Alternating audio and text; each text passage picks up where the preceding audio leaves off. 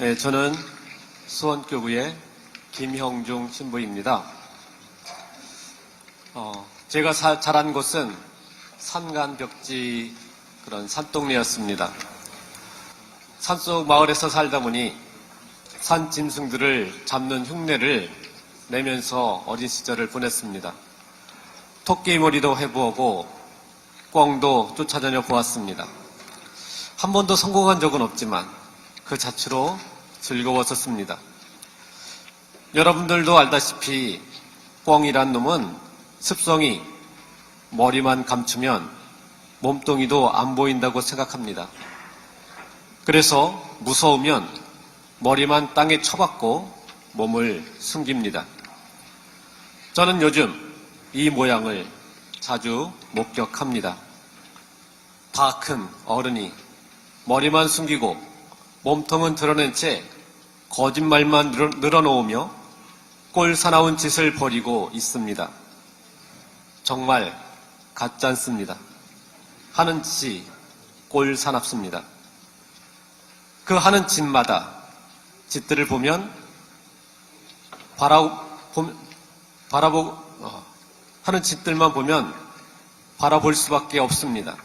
자신이 한 말들이 결국 자신을 겨냥하며 부메랑처럼 되돌아오고 있기 때문입니다. 그래서 다시 머리를 땅에 쳐박고 있습니다. 다 보이는데 본인만 안 보인다고 우기고 있습니다. 정말 바보 아닙니까? 지난 3월 1일 3.1절 기념사 이야기부터 해볼까 합니다. 우리나라 대통령이 기념사를 했는데 일본 사람들이 더 우리보다 기뻐할 내용이었습니다. 우리는 부끄럽기만 하고 자긍심을 가질 수가 없었습니다. 역사에 대한 의식이 없습니다. 무의식, 혼자의 힘으로 숨을 쉴 수가 없는 혼수 상태입니다. 윤석열은 우리가 준비되지 못해서 세계 변화에 제대로 준비하지 못해서 주권을 상실하게 됐다고 말했습니다. 일본의 강제 침탈을 우리가 준비하지 못해 국권을 상실했다고 보는 시각은 양아치 똘마니의 시각입니다. 힘 있는 자가 힘 없는 사람을 괴롭혀 이익을 챙기는 것이 그들의 양심입니다. 그런 시각으로 보니 정순신 같은 사람이 자녀의 학폭을 덮을 수 있었고 더 큰 힘과 권력으로 힘없는 사람을 억누르며 승승장구할 수 있었던 것입니다. 그리고 그러한 사실을 당연하게 여기니 나라의 고위직에 나아가도 문제가 없다고 생각하는 것입니다. 우리는 세계사의 변화에 제대로 준비하지 못해 주권을 상실한 게 아닙니다. 그저 일본의 제국주의가 그 이빨을 드러냈던 것입니다. 안중근 의사는 동양 평화론을 말씀하시면서 먼저 서로 싸우는 관계가 아니라 평화를 위해서 우호적인 관계를 맺어가야 한다고 했습니다. 힘있다고 힘없는 사람의 것을 빼앗으며 사는 양육강식이 통용되는 세상이 아니라 더 높은 차원의 문화를 만들고 더 높은 의식 수준을 갖춘 사람이 되어 힘 있는 사람이 힘 없는 사람을 보호하는 세상을 만들어가야 하는 것이 정상적인 것이며 인간적인 것이라고 하셨습니다.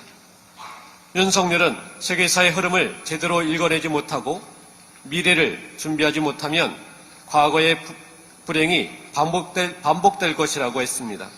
그러면서 하는 짓이 과거의 잘못을 그대로 답습하겠다는 것입니다. 한미일 3자 동맹만 중요하고 다른 나라와의 교역은 뿌리치는 것이 윤석열이 주장하는 것입니다. 그러한 이유로 대중국 무역은 물 건너 갔습니다. 그로 인해 입은 피해는 상상을 초월하고 있습니다. 안보는 미국을 중심으로 살아야 하겠지만 경제는 중국과도 교류를 해야 하는 것이 현 시대의 상황입니다. 유럽의 대부분의 나라들이 안보 면에서는 미국과 손을 잡고 있으면서도 경제적으로는 중국과도 동시에 손을 잡고 있습니다. 모든 나라들이 자국의 이익 앞에서는 어떤 일이든 하려고 하는데 이 윤석열은 무슨 생각인지 도무지 알 수가 없습니다. 이것이 현 시대의 시류인데 윤석열은 또다시 자신이 한 말, 우리가 세계사의 변화에 제대로 준비하지 못해 나라를 빼앗겼다는 것을 다시 반복하려고 하고 있습니다. 지난 역사에서 배우지 못하는 집안과 민족에게는 미래가 없다는 말이 그래서 나온 듯합니다. 한일 합방이 일어나기 전 고종은 네덜란드 헤이그에 밀사를 파견합니다. 만국 평화회의가 있었기 때문입니다. 이곳에서 일제의 만행을 고발하려 했지만 행사장에도 들어가지 못하고 쫓겨날 수밖에 없었습니다. 이미 세계 정세는 미국 쪽으로 기울어져 있었고 일찍이 미국은 필리핀에 대한 식민 지배를 위해서 한반도에 대한 식민 지배를 일본에 인정하고 간섭하지 않겠다는 가스라 테프트 밀약을 한 상태였습니다. 그래서 대부분의 나라들이 이에 동조했습니다. 이는 미국의 동아시아에 대한 기본 정책이며 그것은 지금도 여전히 그렇게 흘러오고 있습니다. 지금은 한미일 동맹 운운하는 속내에는 일본을 내세워 대한민국의 군사력을 갖다 쓰려는 치밀함이 들어있고 여기에서도 일본의 우위를 인정해주고 있으며 우리의 군대가 일본의 명령을 받아 작전에 참여해야 하는 우울한 내용이 있음을 윤석열만 모르고 있는 것 같습니다. 우리의 동맹국은 미국이지 일본이 아닙니다. 일본과 우리가 어떻게 군사적 동맹을 맺을 수 있겠습니까? 우리의 영토인 독도를 자기네 땅이라고 우기고 식민 지배를 하는 동안 벌였던 과거 역사에 대한 반성도 없고 사과도 하지 않는 나라와 군사적 동맹을 맺을 수는 없습니다. 오늘날 우리가 마주하고 있는 위기는 북핵이 아니라 편협한 편가르기식 안보 상황입니다. 대한민국의 안방을 도청하는 미국에 대해서 악의적이지 않다는 보호막을 쳐주고 일본과의 외교에서는 과거 역사에 대한 사과의 기회마저 알아서 면제해주고 그에 따른 보상도 스스로 짊어지면서 피해자가 가해자의 마음을 미리 이해하고 넘어가면 알아서 다 해줄 것이라는 어리석은 굴욕 외교를 펴고 있습니다. 여기서 우리는 국익을 찾아볼 수가 없습니다. 외교에서 국익은 양보할 수 없는 것인데 일본과 미국과의 외교에서는 우리의 국익이 아니라 미국과 일본의 국익이 먼저입니다. 그러면 자동으로 미국과 일본이 우리의 국익을 위해서 알아서 해줄 것이라는 엄청난 낙관주의를 가지고 있는 바보입니다. 윤석열에게는 누가 국민입니까? 어느 나라 대통령입니까? 부끄러움은 국민의 몫이 되었는데 왜 일본, 미국은 즐거워하고 있습니까? 농민들 쌀값 안정을 위해 양곡 숭매는 거부하고 미분양 아파트는 사주겠다고 합니다. 서민 지원 삭감하고 부자 감세 해주었습니다. 자식과 가족을 잃어 슬퍼하는 12구 참사 유가족에게는 사과하지 않으면서 사과를 해도 시원찮을 일본에게는 고개를 조아립니다.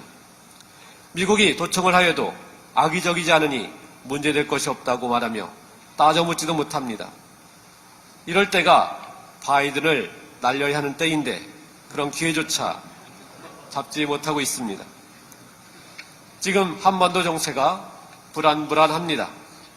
핵무장 운운하며 북의 도발을 유도하고 있고 아랍에미리트를 방문해서는 이란을 적으로 만들었으며 우크라이나를 돕는다고 러시아를 적으로 만들었고 같은 이유로 대만을 편들다가 중국을 적으로 만들고 있습니다.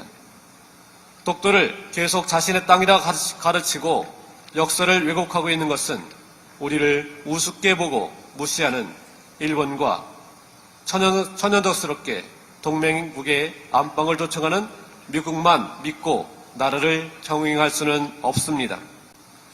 가까운 나라들과 안정적으로 경제와 안보를 함께 아우르는 교역을 해야 하고 관계를 맺어가야 합니다.